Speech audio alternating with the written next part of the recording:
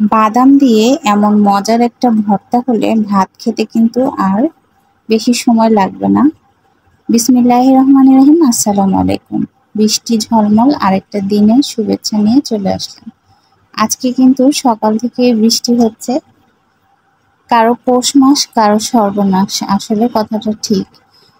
আমাদের বৃষ্টি হলে ভালো লাগছে, মনে হচ্ছে পরিবেশটা সুন্দর লাগে, হাঁটতে সুবিধা, আর বৃষ্টি হলে মনটাও ভালো থাকে।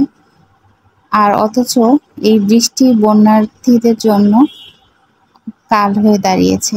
বৃষ্টি বাড়লে সাথে সাথে বন্যার পানিও বেড়ে যায়। আর এই বৃষ্টিতে আসলে ডিম ভাজি খাবো না, তাহলে কিন্তু ভালো লাগে না। আমার কিন্তু বৃষ্টি বাদলের দিনে খিচুড়ি, ডিম ভাজি, বা যেহেতু খিচুড়ি আজকে রান্না হয়নি, তো ডিম ভাজি করে ভাতটা খেয়ে নিয়েছি দুপুরে। আর রাতের জন্য একটা ভর্তা করে নিচ্ছি বাদাম দিয়ে।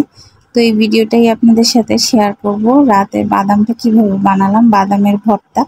তো একটা আপুকে দেখলাম বাদাম দিয়ে ভর্তা বানাচ্ছে, তো ওনাকে দেখে আসলে ভর্তাটা খেতে ইচ্ছে হয়েছে। তা আমিও বানাতে চলে আসলাম বাদাম দিয়ে ভর্তা।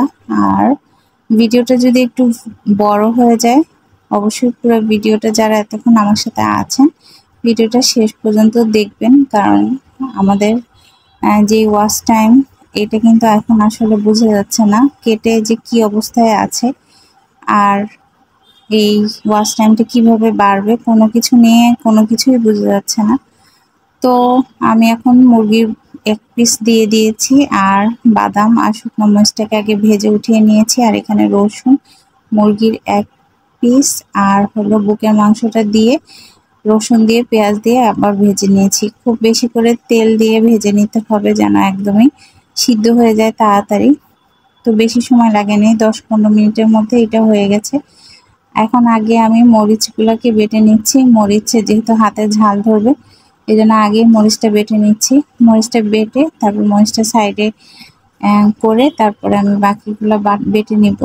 আর মরিচটা যেহেতু একটু ভালো বাটা হলে ঝালটা সব কিছুর সাথে মিশে যাবে, এই জন্য একটু লবণ দিয়ে নিয়েছি, যেন গুঁড়া হতে সুবিধা হয়। আর যেহেতু বেশি ভেজে ফেলেছি, এখন কিন্তু গুঁড়া হতে একদমই কষ্ট হয়নি, একদম সুন্দর করে বাটা হয়ে গেছে।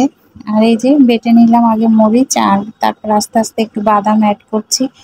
বাদাম অ্যাড করতে করতে একটু একটু করে মিলিয়ে নিচ্ছি। আর এই ভর্তাটা কিন্তু খুবই মজার হয়েছে।